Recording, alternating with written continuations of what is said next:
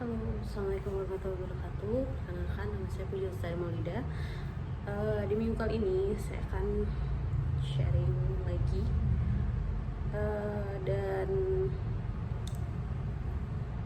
kebetulan sharingnya di minggu kali ini tuh lebih ke apa ya? Lebih ke pertanahan dan prakteknya di lapangan seperti apa, kayak gitu. Jadi yang mau dibahas adalah tentang, sebenarnya ini sesuatu yang baru-baru, isunya tuh baru-baru sekitar setahun ke belakang lah.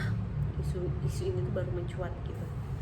Nah, isunya itu tentang lahan sawah dilindungi atau LSD. Pasti dari kalian yang ada di properti ini nggak asing sama kata LSD atau lahan sawah dilindungi.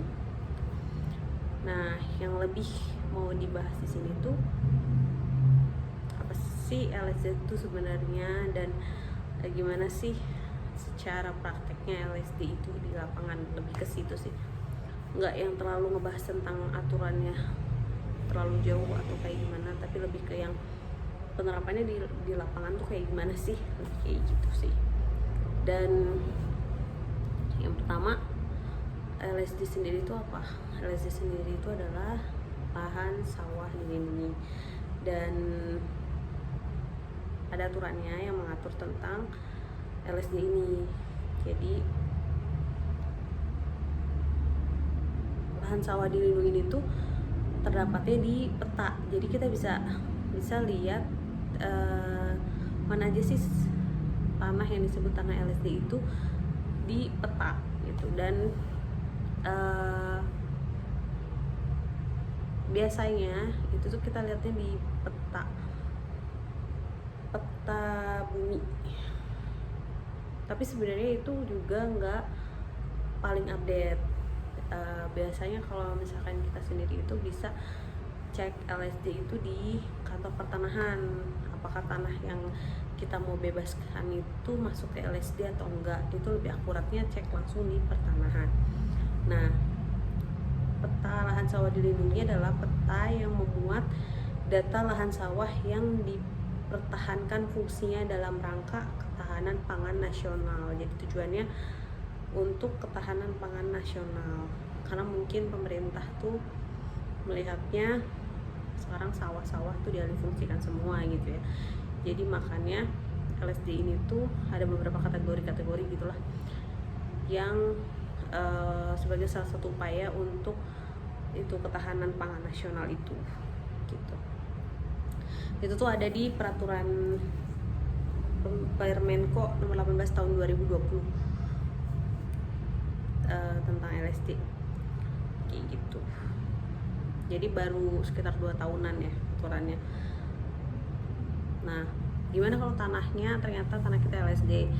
Nah, kalau tanah kita itu di petanya itu ternyata masuk ke lahan sawah dilindungi, maka tanahnya itu nggak bisa dialihfungsikan untuk perumahan kayak gitu. Kalau kita kan ke bidang perumahan kan lebih fokusnya ke sana, jadi kita membahas tentang hal itunya aja.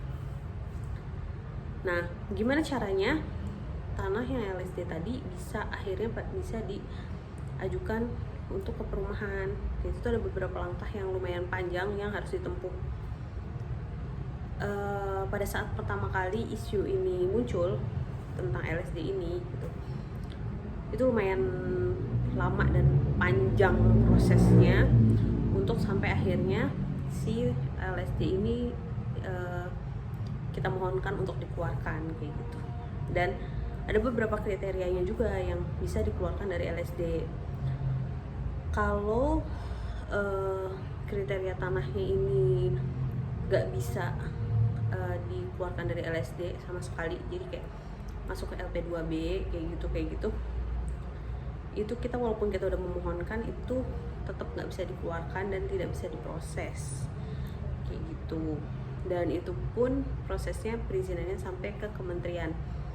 Jadi caranya tuh kita ngajuin permohonan untuk pengeluaran LSD itu di Pemda setempat. Nah, nanti dari Pemda ini nih mengajukan permohonannya sampai ke Kementerian Agraria. Nah, prosesnya ini panjang banget soalnya untuk sampai ke kementerian itu dari Pemda ini nih ada alur yang harus ditempuh kan dari Pemda nih.